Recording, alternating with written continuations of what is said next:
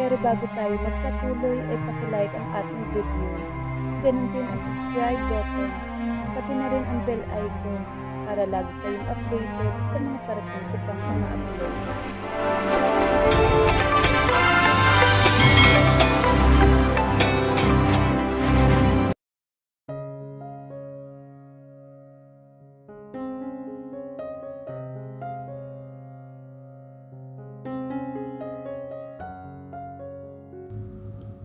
Axel, Alfred.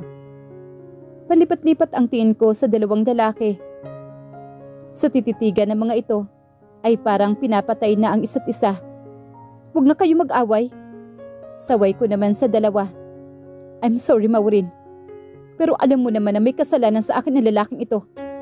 At sa tingin ko, siya ang nagtatago kay Danaya. Mariing sigaw naman ni Axel. Ayusin mo kasi ang sarili mo. Kaya ka iniwan ng asawa mo. Dahil pati mga kaibigan niya, plano mong angkinin. Sa'yo na ang kahit sinong gustuhin mo. Huwag lang yung akin. Si Alfred na mukhang talagang papatay ng hitsura. Let me remind you, you're talking about my wife. At hindi ko siya ninakaw sa'yo. Para na silang magsusuntukan kaya agad kong iniharang ang aking sarili sa kanilang dalawa.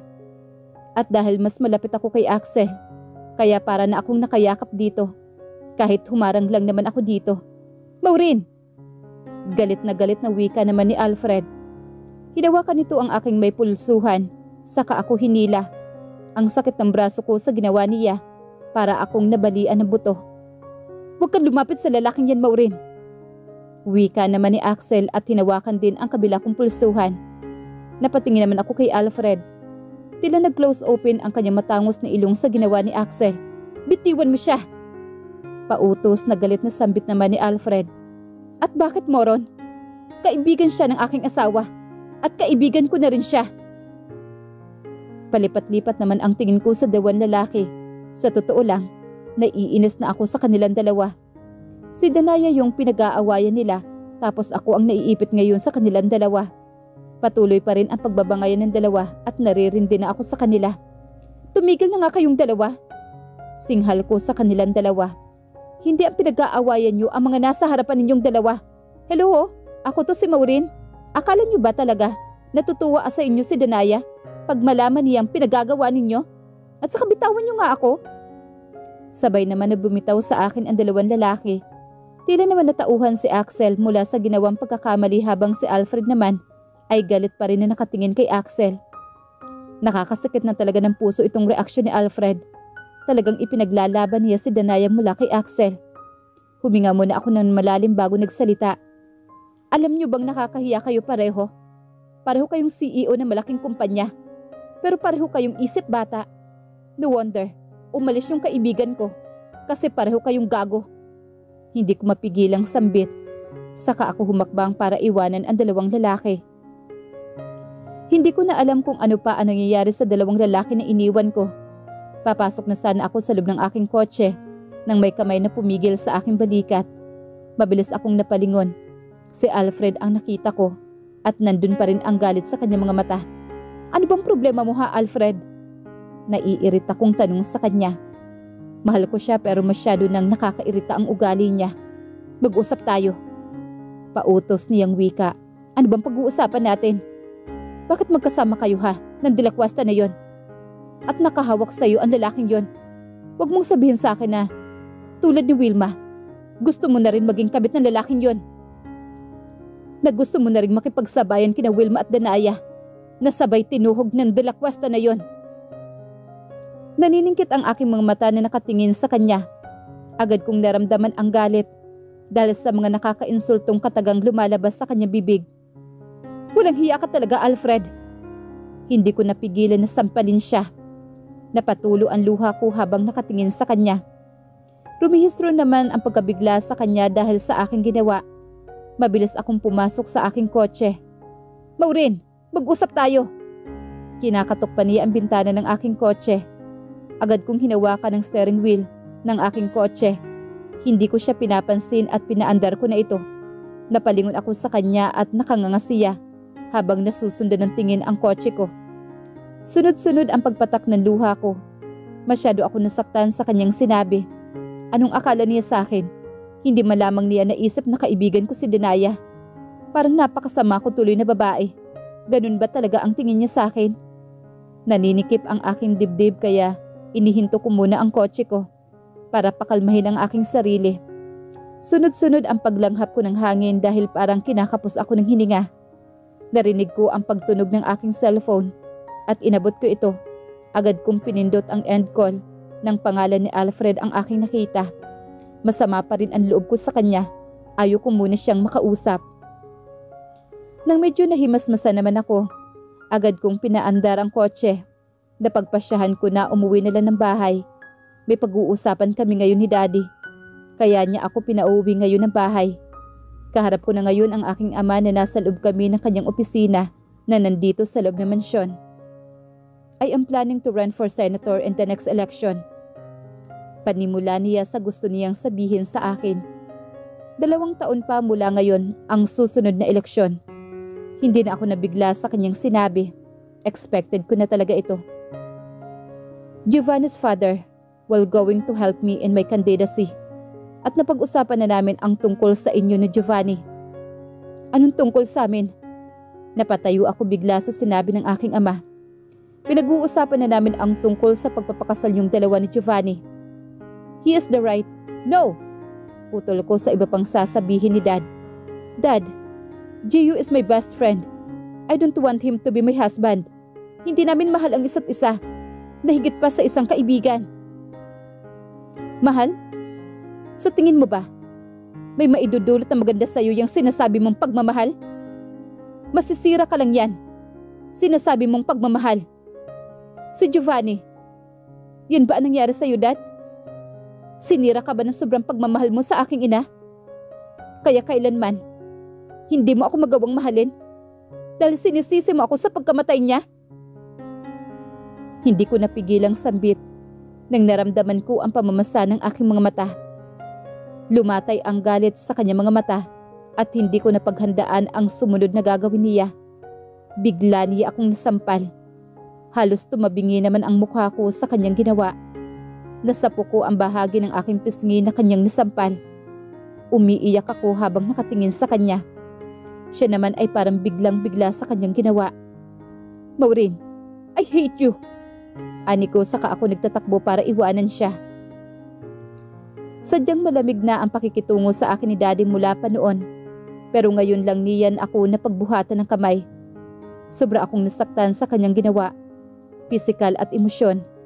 Pagkatapos kong kunin ang susi ng aking kotse, agad akong pumunta sa kung saan nakaparada ang sasakyan ko. Nang makapasok ako sa loob, agad kong itong pinatakbo. Ano bang problema mo? Tanong sa akin ni Gio. Pinuntahan niya ako dito sa kondo.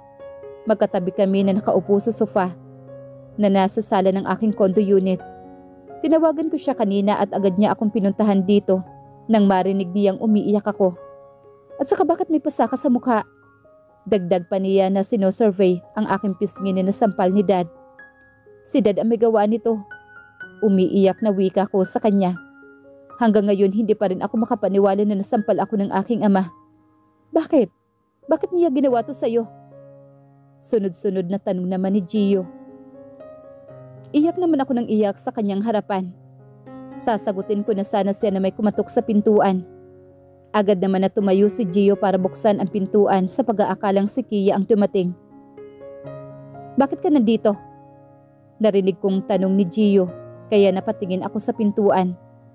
Nagkatinginan kami ng aking bisita. Hindi nito pinansin si Gio at mabilis itong humakbang papasok. Papalapit sa akin at napatayo ako. Maureen, sinong may gawa nito sa'yo? Sabihin mo sa akin kung sino. Galit na tanong ni Alfred. Sabay tingin sa aking pisngi na nasampal ni Dad. Nakatitig lang ako kay Alfred parang bumabara sa aking lalamunan at hindi ako makapagsalita. Mababanaag ang sobrang pag-alala sa kanyang mga mata na may halong galit. Bakit ayaw mo magsalita, Maureen? Sabihin mo sa akin, sino ang nanakit sa'yo? Galit ako, Maureen. At sa tingin ko papatay ako ngayon ng tao. Tumatayo ang aking balahibo sa sinasabi ni Alfred. Para siyang isang nakakatakot na nilalang. Ang kanyang mga mata ay nanlilisik na tila suklam na suklang sa kung sino. Ang Lance ba yun ang gumawa nito sa'yo? Sabi ko na nga ba, sana pinatay ko na lang ang lalaking yon. Hindi ko pa rin natagpuan ang aking mga salita.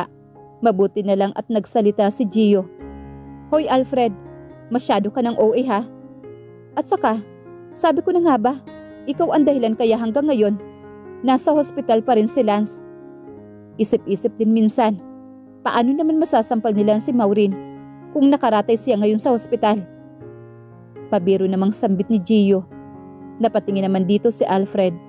Sa itsura ni Alfred, parang hindi nito nagustuhan ang sinabi ni Gio. Pero hindi ito pinansin ni Gio. Patawa-tawa pa lang si Gio. Paano kung sabihin ko sa'yo na ako ang may gawa niyan kay Maureen? Papatayin mo ba ako? Sige nga, ako ang may... Hindi na natapos ni Gio ang iba pang sasabihin nang bigla itong sinakal ni Alfred. Alfred! Let go of Gio! Hinawakan ko ang kamay ni Alfred na nakasakal naman kay Gio. Pinipilit ko itong ialis mula sa pagkakahawak nito sa leg ng aking kaibigan. Halata naman na nahihirapan si Gio sa ginawa ni Alfred. Kung ganon, sino may gawa nito? Hindi si Gio ang may gawa nito sa pasa sa mukha ko. Alfred! Bitiwan mo nga ang kaibigan ko. Ikaw dyan ang sasakalin ko eh. Ikaw pa naman ang may kasalanan sa akin. Paggalit na wika ko rito. Binatawan naman ni Alfred si Gio. Paubo-ubo naman si Gio at halatang kinakapos din sa paghinga. Dinaluhan ko naman ang aking kaibigan. Walang hiya ka talaga, Alfred. Papatayin mo ba talaga ako? Galit naman na wika ni Gio nang mahimasmasan ito. Wag mo akong bibiruin na ganyan. Ani naman ni Alfred, wala man lamang pagsisisi na makikita sa mukha niya dahil sa ginawa niya kay Gio. Malay ko ba at ganyan ka na ngayon kay Maureen? Hindi naman kayo masyadong close noon na. At ngayon, sabihin mo nga sa akin, may ganap ba sa inyong dalawa?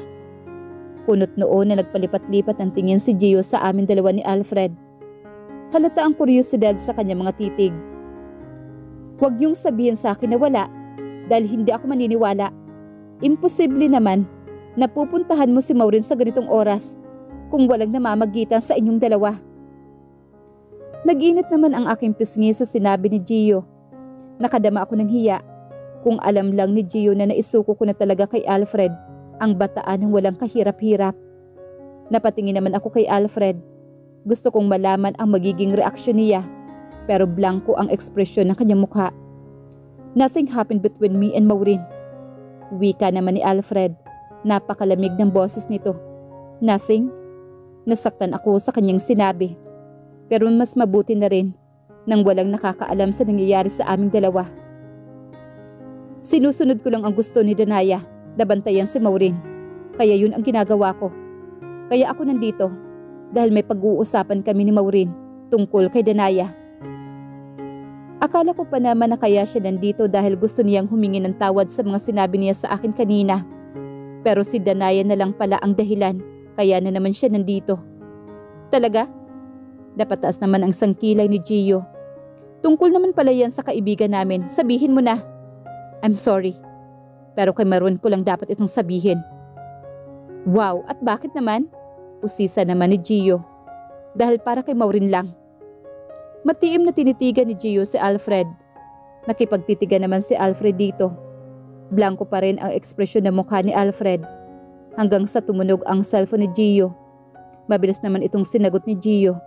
Humakbang naman ako papalapit sa sofa at umupo ako doon. Tumabi si Alfred sa aking pagkakaupo. Alam kong sa akin nakatingin si Alfred pero wala sa plano ko na pansinin siya. Kaya nanatili akong nakayuko. Sino ang salarin sa pasamo sa pisngi, Maureen? Pabulong na tanong naman niya sa akin. Wala kang pakialam. Umalis ka na. Pagpapalayas ko sa kanya na tila bulong lang din. Para ano? Para maiwan ko kayong dalawa ni Gio na magkasama? Hindi ko pa ba nasabi sa'yo na pinagbabawalan na kita na makipag-usap sa kahit sinong malaspaces maliban sa papa mo at syempre sa akin? Nakanganga at laking mata akong napaangat na mukha sa kanya.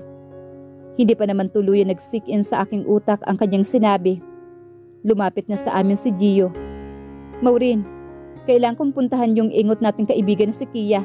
Nasiraan daw ng kotse at hindi niya alam kung anong gagawin. Alam mo naman na masira pa yung kotse niya.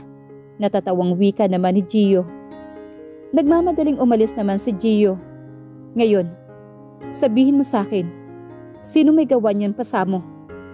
Tanong na naman muli ni Alfred. Bakit ba interesado ka? Pagtataray kong sambit. Galit pa rin ako sa kanya at mas nadaragdagan ngayon ang galit ko sa kanya. Wala ka naman pakialam sa akin, hindi ba? There is nothing between us. At nandito ka ngayon dahil may pag-uusapan tayo tungkol kay Danaya. Pagpapaalala ko sa kanya sa sinabi niya. Narinig ko naman ang paglanghap niya ng hangin. Hinawakan niya ang kamay ko. Hinila ko ito pero mas hinigpitan niya ang pagkakahawak sa aking kamay at tumingin siya sa aking mga mata. I'm sorry. Maniwala ka na mahalaga ka sa akin at nandito talaga ako para sa'yo. Dahil hindi ko kayang isipin na galit ka sa akin, Maureen. Parang hinaplos na lang ng puso ko ang mga salitang biglang natakpan ng inis ko sa kanya. Napaisip ako na baka mahal na niya ako. Umaasa ako na baka nga. Kaibigan kita. At isa kang mahalagang kaibigan para sa akin, Maureen. At dahil kaibigan kita, ayaw kong makipaglapit ka o makipag-usap sa kahit na sinong lalaki. Dahil naiinis ako. Masakit sa mata, kaya galit na galit ako sa iyo kanina. Dahil nakita kita na nakikipagyakapan sa delakwasta na yon. Inagaw na nga niya mula sa akin si Danaya tapos, tungkol na naman ito kay Danaya, Alfred? Hindi ko na mapigilang sambit. Tumayo ako. Ang mabuti pa umalis ka na. Masama ang pakiramdam ko ngayon. Huwag mo nang dagdagan pa. Imbes na tumayo siya para sundin ang aking sinabi, hinawakan niya ang aking kamay at hinila niya ako. Kaya napaupo ako sa kanyang kandungan ng wala sa oras. Ano ba, Alfred? Saway ko sa kanya bago magpadala sa katangahan itong tangang puso ko. This is not all about Danaya. This is all about you. Hindi mo ba naiintindihan na nagsiselos ako? Selos na selos ako dahil akin ka. Akin ka, Maureen. You are mine, baby. Napaawang ang aking labi sa kanyang sinabi. Selos? Mine? Mahal ba niya ako? Bago ko pa man maisatinig ang aking tanong na gusto kong malaman ang kasagutan, agad na niyang nasakop ang aking labi. Agad akong nakipaghalikan sa kanya, kaya agad na lumalim ang halikan namin dalawa. Habang mainit kami naghahalikan, gumapang ang kanyang kamay sa aking baywang at dahan-dahan niya itong ipinasok sa loob ng suot kong blosa. Ang sarap sa pakiramdam habang minamasahe ng malalaki niyang kamay ang aking dibdib. Bakit ganyan kayo makatingin ni Alfred sa amin? Tanong ni Gio sa aming dalawa ni Alfred. Inilagay niya ang isang pitsil ng tinimpla niyang juice sa ibabaw ng dining table. Nakaupo ako sa dining chair at nakatingin ako kay Gio. Si Kia naman ay busy sa paghahanda ng popcorn na dala nila ni Gio, habang si Alfred naman ay nakahalukip-kip na nakatayo habang nakasandal sa habla ng entrance ng dining. Naiinis ako. Gustong-gusto ko naman laging nandito sina Gio at Kia sa condo unit ko. Pero ngayon, parang gusto ko na silang umalis. Ang mas lalong nakakainis ay mukhang walang balak na umalis ang mga ito. Kasalukuyan na sana akong naglalakbay ngayon sa langit kasama si Alfred kung hindi lang dumating ang mga ito. Paano ba ako makatingin sa'yo? Hindi ko mapigilan ang mataray habang hindi naman nagsasalita si Alfred. Nilagyan ko ng juice ang aking baso at dinala sa aking bibig para malamigan itong mainit kong ulo. Wow, attitude te. Si Gio, saka uminom din ng juice. Natural lang yung galit ni Maureen, Gio. Kasi pinutol natin yung paggawa sana nila ng baby ni Alfred. Di ba, Maureen? Inosenteng tanong naman ni Kia na nagpatigil naman sa akin. Hindi yan ang ginagawa namin ni Alfred. May pinag-uusapan lang kami. Tanggi ko kaagad. Sunod-sunod ang paglunok ko hanggang sa napaubo ako. Dahil parang napalunok ako, pati dila ko. Mabilis akong dinaluhan ni Gio. Kinuha naman ni Kia ang hawak kong juice, habang si Gio naman ay hinagod ang aking likod gamit ang kanyang palad hanggang sa nahimasmasa na ako. Napatingin naman ako kay Alfred nang humakbang siya papalapit sa amin. Madilim ang kanyang mukha habang nakatitig siya sa akin. Hinila niya ang isang upuan at umupo siya roon. Naglagay siya ng juice sa basong hawak niya at mabilis na tinungga ang juice na naroroon. Sa kapadabog niyang inilapag ang baso. Laking mata kaming tatlo na nakatingin sa kanya. Sa hilat siya ng kanyang mukha, talagang bad trip siya. Hindi pa ba kayo aalis? Tanong niya kalaunan kina Gio at Kia. At bakit mo naman kami paaalisin, Alfred? Kunot noon na tanong naman ni Kia. Condo unit ito ni Maureen. At saka bakit ka ba nandito ha? Hindi naman kayo close ni Maureen ah. Dahil may mahalaga akong sasabihin kay Maureen. May pag-uusapan kami tungkol sa negosyo. Negosyo? Sabay na sambit ni Kia at Gio. Saka sila napatingin sa akin. Kailan ka pa nagkaroon ng interest sa negosyo? Si Gio. Kanina, nung isang araw pala. Nauutal na sambit ko naman. Kaya pala. Iba din ang trip ninyo ng gabing yun, di ba? Gabi-gabi na pala kayong nag-uusap tungkol sa negosyo. At dito pa sa condo unit ni Maureen. Anong klaseng negosyo ba yan? Illegal ba yan? Sunod-sunod ng tanong naman ni Kia. Nakanganga akong nakatingin sa kanya. Yung mukha talaga niya ay puno ng inosente. Hoy, tumigil ka nga Kia. Mas malaki talagang sira ng ulo mo kaysa sa kotse mo. Saway naman dito ni Gio. Grabe ka naman Gio. Napasimangot naman si Kia. Pag ikaw na in love sa akin, hindi kita papatulan. Puyo ka talaga sa akin. Tumigil ka nga Kia. Mind you, pumapatol ako. Nakangising sambit naman ni Gio. Pinatulan ko nga si Maureen. May crush kasi siya sa akin. Di ba Maureen? Napatigil si Gio sa ibang sasabihin. Nang padabog naman na inilapag ni Alfred ang isang baso. Sa lakas ng impact nito, buntik na mabasag iyon. Ay, galit? Si Kia. Aalis na ako. Si Alfred. Saka siya tumayo at naglakad papalabas. Gusto kong maiyak na aalis na si Alfred. Walang biyaheng langit sa aming dalawa. At iyon ay dahil kina Gio at Kia. Nang tuluyan ang mawala sa aming paningin si Alfred, lihim kong sinaman ng tingin ang dalawang distorbo. Tila wala na akong gana. Hindi ko lang naranasan muli ang langit sa piling ni Alfred, ay nagkaganito na ako. Lagi kong hinahanap ang masarap na pakiramdam habang nasa mga bisig ako ni Alfred at magkaisa ang aming katawan. Sa tingin ko tuluyan na akong nababaliw sa kanya. Sabihin mo nga sa akin ang totoo Maureen. Wika naman ni Gio. Bigla siyang sumeryoso. Kaming dalawa na lang ang magkaharap. Pumunta sandali sa restroom si Kia. Mula nang umalis si Alfred, parang wala ka ng gana. At kanina, parang tuluro kayong dalawa. Magtapat ka nga, may namamagitan ba sa inyong dalawa? Nanigas naman ako sa tanong ni Gio. Pero agad ko din kinalma ang aking sarili. Wala. Pagsisinungaling ko naman. May pinag-uusapan lang kami tungkol kay Danaya. Nagpatulong siya sa akin tungkol kay Danaya. Ang sakit naman ng mga salitang binatawan ko. Siguraduhin mo lang Maureen. Titig na titig siya sa akin. Alam mo kung sino ang gusto niya. Please, tama na. Si Danaya, huwag ka nang tumulad sa kanya. Huwag ka nang magpakatanga-tanga pa. Hindi requirement sa pag-ibig ang pagiging tanga. Mabuti pa si Kia. Kahit tanga yun, halos lahat ng bagay. Hindi naman tanga sa pag-ibig. Seryoso niyang sambit. Saka siya napalanghap ng hangin. Kung may namamagitan sa inyong dalawa ni Alfred, ngayon pa lang sinasabi ko na sa'yo, nalayuan mo na siya, bago ka masaktan ng sobra. Kung hindi mo ito gagawin Maureen, mapipilitan akong pumayag na pakasalan ka. Mailayo lang kita kay Alfred. Madiin na sambit ni Gio at ngayon ko lang siya nakita na ganito kaseryoso. Alam ko ang plano ng mga ama natin. At ang totoo, hindi ko ito siniseryoso. Ngayon pa lang. Dahil ayaw kitang masaktan. Nanatili akong nakatitig kay Gio. Hindi ko alam kung ano ang aking sasabihin. Paano kung pumayag si Gio na sa kagustuhan ng aming mga magulang?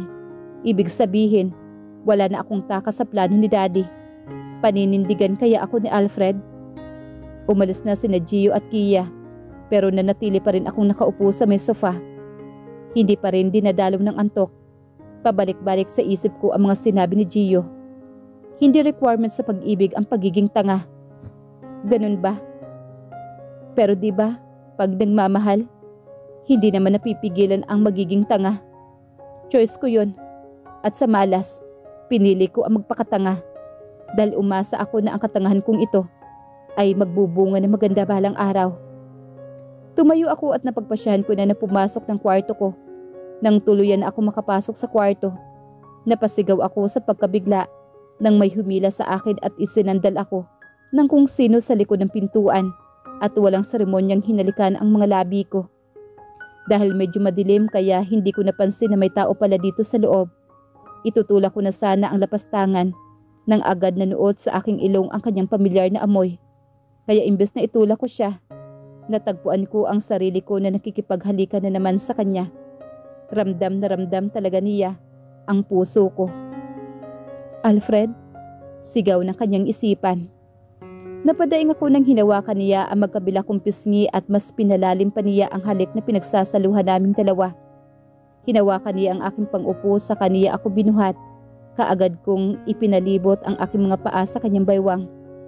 Marin ako napapikit nang iwan niya ang aking labi at gumapang pababa sa aking leeg ang kanyang halik. Bakit nandito ka pa? Nagawa ko pa ring itanong sa kanya sa gitna ng halikan naming dalawa. I need you, Maureen. Aniya habang marahang kinakagat ang aking tenga. Kailangan niya ako. Kailangan niya ako. Yun ang naririnig ng puso niya. Sinakop niya muli ang aking labi. Ang tamis ng kanyang labi ay tila gayuma na humihila sa aking rurok ng katangahan. Ang kanyang mainit na haplos ay nagiiwan ng masarap na kilabot sa aking katawan at nagpagapang ng kakaibang sensasyon na nagpapadalo ng init sa sentro ng aking pagkababae. Pero naalala ko ang pinag-usapan namin ni Gio. Alam mo kung sino ang gusto niya. Hindi requirement sa pag-ibig ang pagiging tanga. Pinilit kong huwag tugunin ang kanyang halik kahit nahihirapan akong gawin ito. Ano nangyayari, Maureen? Tama na. Itigil na natin to. You kiss me back, Maureen. Tapos ngayon sasabihin mo sa akin na itigil na natin to? Nagbaba ako ng tingin sa sahig. Dahil mali ito, Alfred. Hindi mo naman ako mahal. Please, wag mo na lang akong paglaruan. Ikakasal na ako kay Gio. Dahil sa sinabi ko, mariin niya akong sinunggaban at hinalikan ng mariin. Sinagot ko naman ang kanyang halik. It's too late, Maureen. Wika naman ni Alfred.